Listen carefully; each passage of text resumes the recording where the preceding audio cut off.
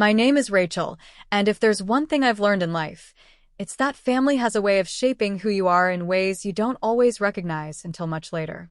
I grew up in a small town in Ohio, where cornfields stretched as far as you could see and neighbors still waved when you drove past their houses. My family wasn't perfect. We had our ups and downs like everyone else, but one constant in my life was my younger brother, Daniel. Daniel was 3 years younger than me, with sandy blonde hair that always fell into his eyes and a smile that had a way of making you believe things would turn out okay. Growing up, I used to think being the older sister meant I had to be the one to guide him, to look after him, to set the example. But as life unfolded, I realized that Daniel ended up supporting me in ways I never could have imagined. When I was in high school, I struggled with fitting in. I wasn't the popular girl, not even close. I was the quiet one in the corner of the library, writing in a notebook when everyone else was at football games or school dances. There were nights when I would come home crying, convinced I'd never really find my place. Daniel was still in middle school back then, but he noticed. Somehow, he always noticed. I remember one evening, I was sitting on the porch, trying to hide the tears in my eyes. Daniel came out, carrying a half-empty bag of chips and 2 sodas. He didn't ask what was wrong. He didn't push. He just sat next to me, handed me a soda, and started talking about the silly things that happened in his day. How his teacher tripped over her shoelaces, how he made a joke in class that made everyone laugh, how he had scored the winning point in a basketball scrimmage. Slowly, I stopped crying and started laughing. That was Daniel's gift. He didn't need to fix everything. He just needed to be there, and that was enough. As we got older, our bond only grew stronger. When I went off to college, I thought maybe we'd drift apart. After all, I was in a new city with new people, trying to carve out my own future. But Daniel kept calling me every week, sometimes every day. He'd ask how classes were going, remind me to eat something other than ramen, and tell me about the little adventures happening back home. He became my anchor, the piece of home I carried with me no matter where I was. Then came one of the hardest chapters of my life. My sophomore year, I fell into a deep depression. The pressure of school, the loneliness of being away from home, and a series of failed friendships left me feeling like I was drowning. I didn't tell my parents because I didn't want them to worry, but Daniel knew. He always knew. One night, when I was at my lowest, I got a text from him. "Don't give up, Rachel. You've always been my hero, even when you don't feel like one. I need you."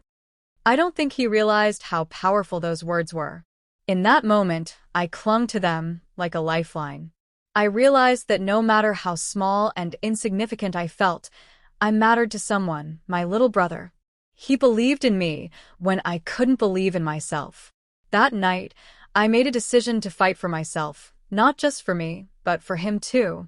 When I graduated from college, Daniel was the loudest voice in the crowd cheering for me. I could see him pumping his fist in the air, a proud grin on his face. Later, when we took photos together, he wrapped his arm around my shoulders and whispered, "I told you you could do it." And I realized he had supported me through every step of the journey, even when I didn't think I could make it. Life didn't magically get easier after that. I faced challenges in my career, heartbreaks in relationships, and moments of doubt where I questioned who I was and what I was doing with my life. But Daniel was always there. When I moved to New York for a job, he drove 12 hours just to help me carry boxes up to my tiny apartment on the 5th floor. When my first serious relationship ended and I thought my heart would never heal, he sat on the phone with me for hours, telling me jokes and reminding me that I was worthy of love and happiness. It wasn't just the big things, though. It was the little things that showed me how much he cared. The way he'd send me a random text in the middle of the day just to say he was proud of me. The way he'd show up with my favorite coffee when I came home to visit. The way he'd defend me fiercely to anyone who tried to tear me down. One of the most profound moments of our bond came when our mom got sick. She was diagnosed with cancer, and the news hit us like a freight train. I remember feeling like the ground had been ripped out from under me. I wanted to be strong, but I felt like a child again, scared and lost. Daniel, though younger, stepped up in a way I'll never forget. He organized her appointments, kept track of her medications, and made sure Dad didn't overwork himself. He carried us all when we couldn't carry ourselves. One night, after a long day at the hospital, I broke down in the car. I told Daniel I couldn't handle it, that I didn't know how to be strong anymore. He put his hand on mine and said, "Rachel, you don't always have to be strong. That's what I'm here for. Lean on me." And for the first time, I let myself lean on him, my younger brother, who had grown into the kind of man I could rely on completely. Our mom eventually recovered, thank God, and I believe part of her strength came from the way Daniel supported her too. He had this unshakable positivity, this way of making you believe that storms don't last forever. Years passed, and our lives went in different directions. I got married, had children, and built a home of my own.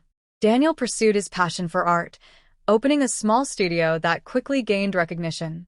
But no matter how busy life got, he was always there. When I had my first baby and felt overwhelmed by the sleepless nights, he came over and rocked the baby to sleep, so I could take a nap. When my husband lost his job and we were facing financial struggles, Daniel quietly slipped money into my account with a simple note: "Family takes care of family." Looking back, I realized that my younger brother has been one of the greatest blessings of my life. People often talk about how older siblings look out for the younger ones, but in our story, it was Daniel who supported me through everything. He taught me that strength doesn't always come from being the oldest, the loudest, or the one in charge. Sometimes, it comes from love, from kindness, from simply being present when someone needs you most. Now that my kids are old enough to understand, I often tell them stories about Uncle Daniel. I want them to know what it means to be there for the people you love, to offer support without judgment, to be the kind of person others can count on. I hope they grow up with that same sense of loyalty and compassion that Daniel has shown me all these years. Sometimes, when I sit on the porch of my own house, I think back to that evening years ago when Daniel handed me a soda and chips without asking why I was crying. That small act of love set the tone for the kind of brother he would always be. And I realize now that the truest support often doesn't come with grand gestures or dramatic speeches. It comes in the quiet moments, in the presence of someone who refuses to let you face the world alone. I can honestly say that my younger brother supports me through everything, and for that, I will always be grateful.